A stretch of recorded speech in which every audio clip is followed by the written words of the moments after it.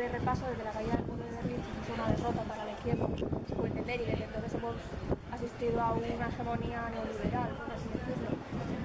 Pero parece que últimamente con esta ruptura del bipartidismo se abre una ventana, bueno, y con las políticas de austeridad y esto, se abre una nueva ventana a la izquierda. ¿Crees posible que en España, en el caso de España, llegase a gobernar un partido de izquierda?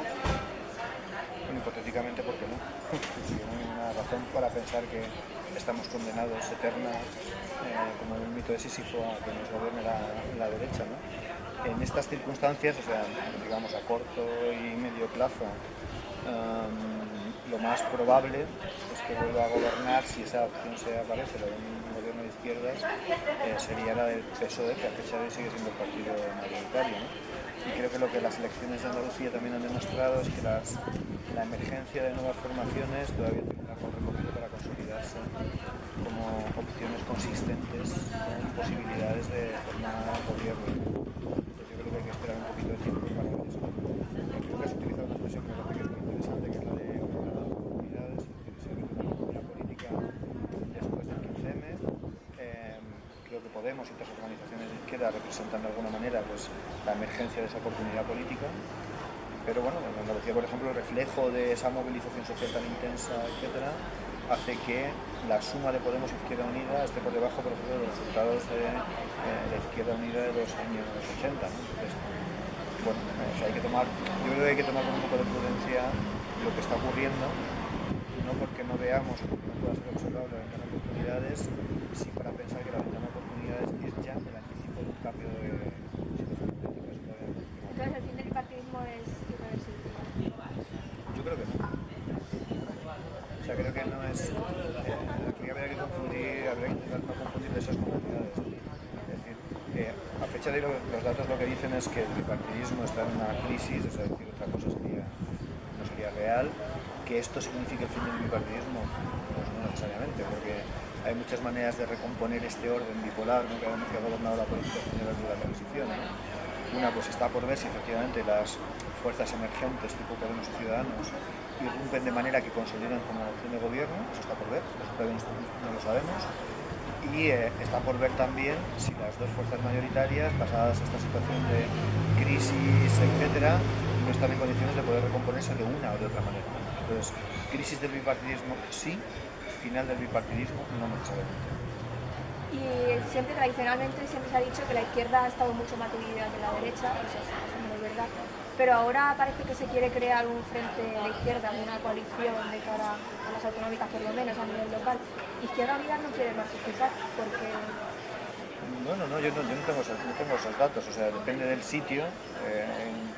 Tanto Podemos como Izquierda Unida están haciendo cosas diferentes. Por ejemplo, Madrid es muy emblemático y en Madrid sí ha aparecido pues, una confrontación muy importante. Pero de todas maneras la realidad es la siguiente, vamos a ver, Podemos ha decidido que en todas las convocatorias, elecciones autonómicas se va a presentar con sus propias siglas, en todas, porque por lo tanto se ha excluido la posibilidad de que en el ámbito autonómico se llegue a algún tipo de coalición y por lo tanto, salvo que cambien mucho las cosas de aquí al 22 de mayo, como que no creo, tendremos en todas las comunidades autónomas donde se van a celebrar elecciones candidaturas de Podemos y candidaturas de Izquierda Unida. Y a nivel municipal hay un panorama muy diverso, muy diverso. O sea, hay sublugares como Madrid donde va a haber candidaturas concurrentes y donde se van a confrontar electoralmente la candidatura Ganemos Madrid propiciada o auspiciada por Podemos y la de Izquierda Unida, pero hay muchos lugares donde se van a presentar juntos. En Barcelona, pues Iniciativa per Catalunya participan las candidaturas. En Alicante y en otros lugares hay Ganemos donde participa Izquierda Unida. O sea que depende del lugar. Y no en todos los lugares, pues bueno, ahí la diferencia está en la capacidad que ha tenido Podemos. Por ejemplo, hay algunos pueblos de Murcia donde Podemos no está en condiciones ni siquiera de poder auspiciar un Ganemos o similar, y algunos candidatos de Ganemos, de Podemos, se van a presentar en el candidatura de Izquierda Unida como Izquierda Unida. O sea que aquí en el ámbito municipal hay un poco para todos los gustos. Yo creo que depende no tanto de una visión general, sino de lo que ha ocurrido específicamente en cada sitio.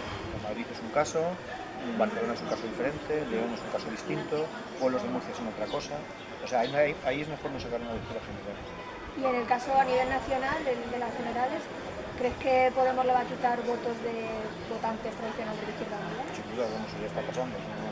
Eso no sería, no hace falta ser un genio para eso, o sea, eso ya está ocurriendo. ¿Cómo será, cuál será el resultado final de ese proceso? O sea, ¿cuántos votos de los votantes tradicionales de Izquierda Unida se desplazarán hacia las candidaturas de Podemos? Pues no lo sabemos. Los preelectorales, las encuestas que están haciéndose ahora mismo hablan de un 40% aproximadamente de transferencia de voto, ¿no? Como veremos. O sea, hay muchas variables también que concurren como para pensar que no está todo escrito respecto a qué es lo que va a ocurrir. O sea, pues las andaluzas también se ha leído, vamos, creo que lo conoces, como una cierta derrota de las expectativas de Podemos, no tanto porque pasar de 0 a 15 no es un éxito, lo es en cualquier lugar del mundo, pero es un éxito menor en relación con lo que ellos habían sugerido que podía ocurrir, ¿no? La famosa frase de Pablo Iglesias del cielo no se toma por consenso sino por asalto, pues ha demostrado que en el caso de Andalucía no se va a cumplir. Es más, lo que se pone de manifiesto con las expectativas que se tienen es que el cielo se toma por consenso como se va a tomar. Pero ¿le tienes que reconocer algún mérito a Podemos? De 1.500 méritos. O sea, uno de ellos, el más importante, es que ha cambiado absolutamente el escenario político en nuestro país. Pero en comparación con Izquierda Unida, ¿no crees que han sabido llegar a más gente de una forma más rápida? Sin duda. No tengo ninguna... Y eso no es un poco son muy poco hooligan en información. Y eso no es un poco culpa de que Izquierda Unida estaba un poco acomodada en una especie de fracaso cómodo. Bueno, yo creo que había expectativas, o sea, ahora conviene tener un poco de memoria para, no para justificar nada, sino sobre todo para acordarse de cómo han sido las cosas, ¿no? Y yo creo que, claro, si antes de la emergencia de Podemos, si recuerdas las encuestas que había, claro, que los resultados de las encuestas lo que venían a decir es, efectivamente, se abre una crisis del bipartidismo de la cual se van a ver beneficiados inicialmente, era lo que aparecía, porque no había ningún otro actor, Izquierda Unida y la UPyD.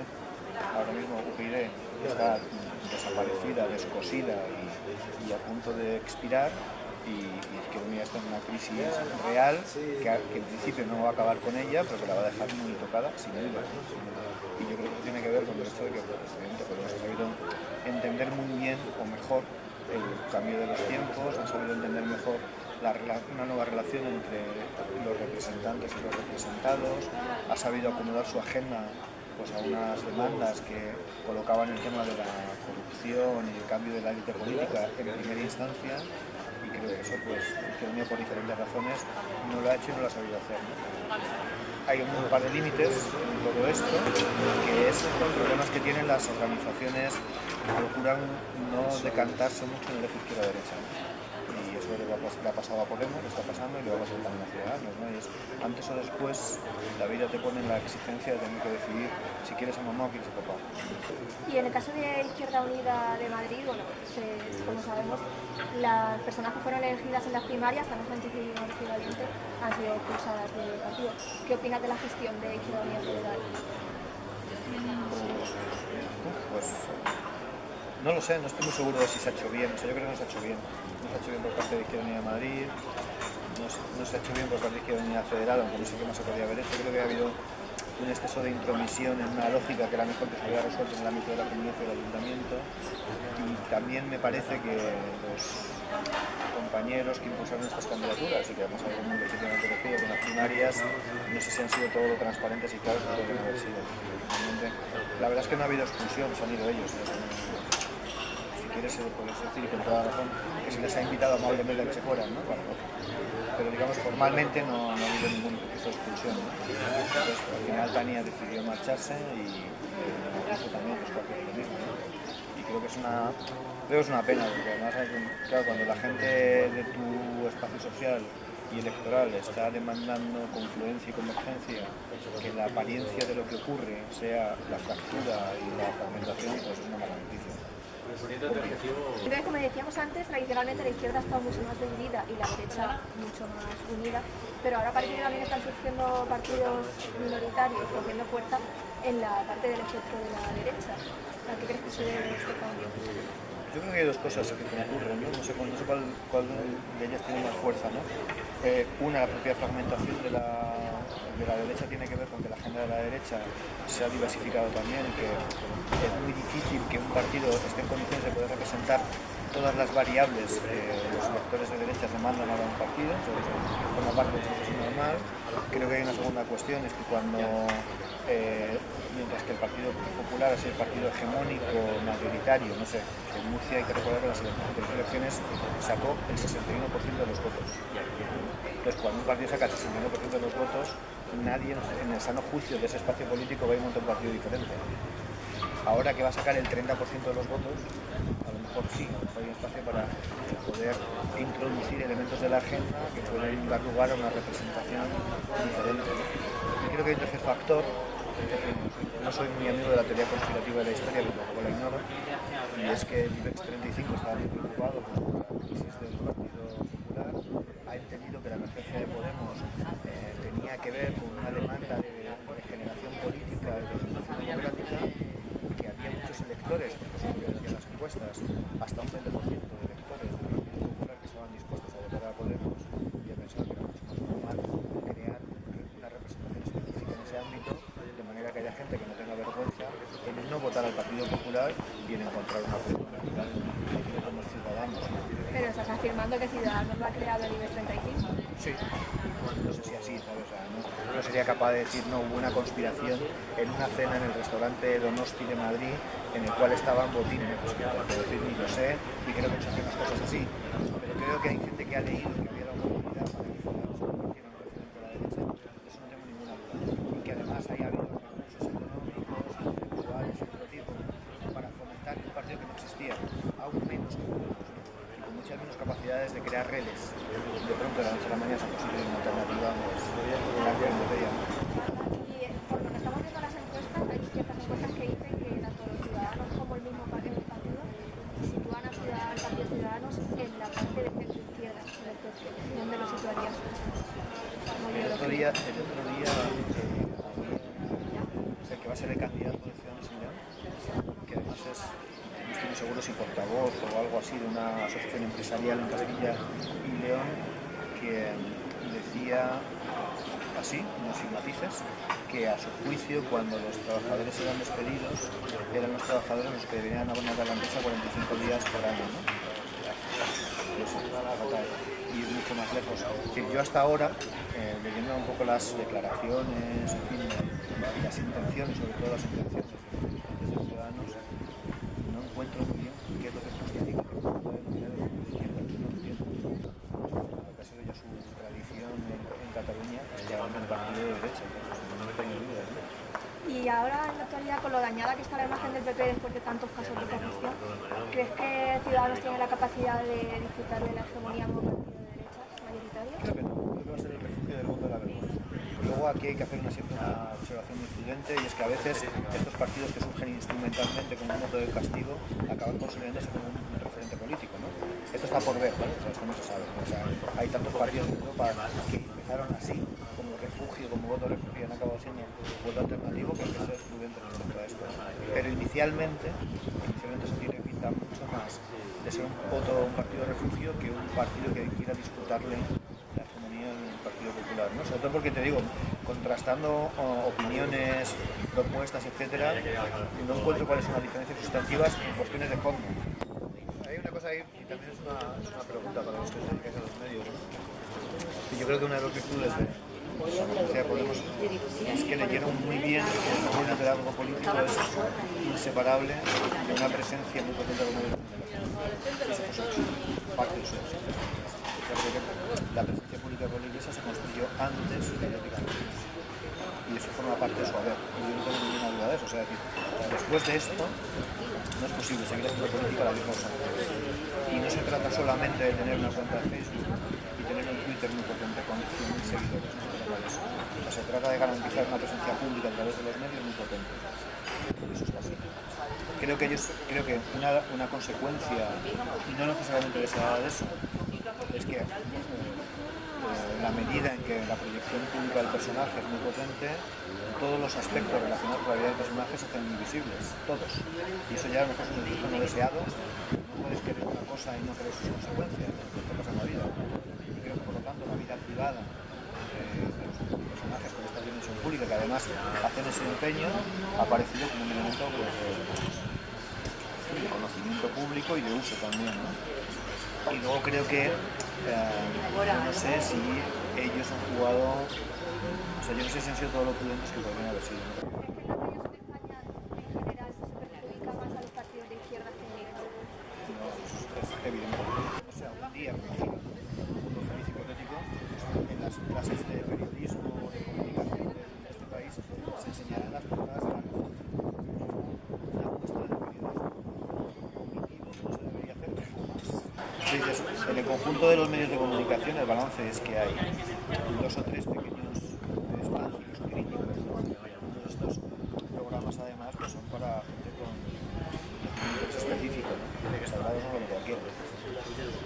Y tratándote como parte de Izquierda Unida, como miembro, ¿cómo se ha visto la organización que los medios, ciertos medios hayan dado más visibilidad a Podemos cuando Izquierda Unida ha estado muchos años prácticamente ignorada? Pronto la vida es así, es que no, yo creo que en estas cosas hay que tomársela con mucha elegancia y con mucha deportividad. O sea, yo creo que muchos militantes tienen una sensación, no importa si no es verdad, o sea, no es justo, ¿no? De decir, joder, llevamos años, o sea, claro, en este país, en los últimos 10 años, la única fuerza política que ha dicho no a las liberalizaciones, no a la privatización, no a los desahucios, no sé qué, ha sido Izquierda Unida. Y de pronto llegan estos, y en 4 meses montan el lío que montan y se llevan una buena parte de nuestro electorado. Pues para mucha gente es una sensación muy frustrante, muy injusta, ¿no? Porque la gente finalmente quiere, en política hay que enamorar también, o sea, hay que seducir, hay que saber tocar e impulsar las emociones para hacer visible que tú eres no solamente que tienes una construida, sino que tienes la voluntad de hacer algo posible, que tienes los recursos para poder hacerlo, que tienes la ilusión, etc. Pero cuando finalmente lo que la gente percibe, bueno, que sois buenos chicos, sois gente seria, sois gente responsable, estáis comprometidos, sois más bien aburridos y la gente busque lugares. Y es evidente pues, que una de esas, la emergencia de Podemos tiene que ver con las debilidades de Izquierda Unida, y aunque no quiera ver así, se equivocan, por supuesto. Eso también es complementario con el hecho, y también hay que entenderlo, ¿no? Porque hay mucha gente que siente injustamente tratada, porque finalmente el premio se lo dan a otro, ¿no? Pero la vida es así. Y para terminar, para saber tu opinión más personal, ¿qué piensas de los líderes de estos partidos nuevos, primero de Albert Rivera? Bueno, yo creo que cuando desconocen sus habilidades personales, juicio sobre sus virtudes públicas, ¿no? Y cuando yo creo que personajes como Pablo, como Albert Rivera, gente que estaban que eran un poco outsiders de la política tradicional, se convierten en referencias de política, que han hecho las cosas bien. Profesor de ciencia política y analista político, creo que tengo que valorar sus virtudes públicas y ambos dos son esto que se llama que han hecho muy bien su papel, han sabido utilizar su momento. Bueno, la verdad es que la vida política es una carrera maratón, entonces todavía estamos muy lejos de los kilómetros, hasta dónde llega. Los inicios han sido espectaculares.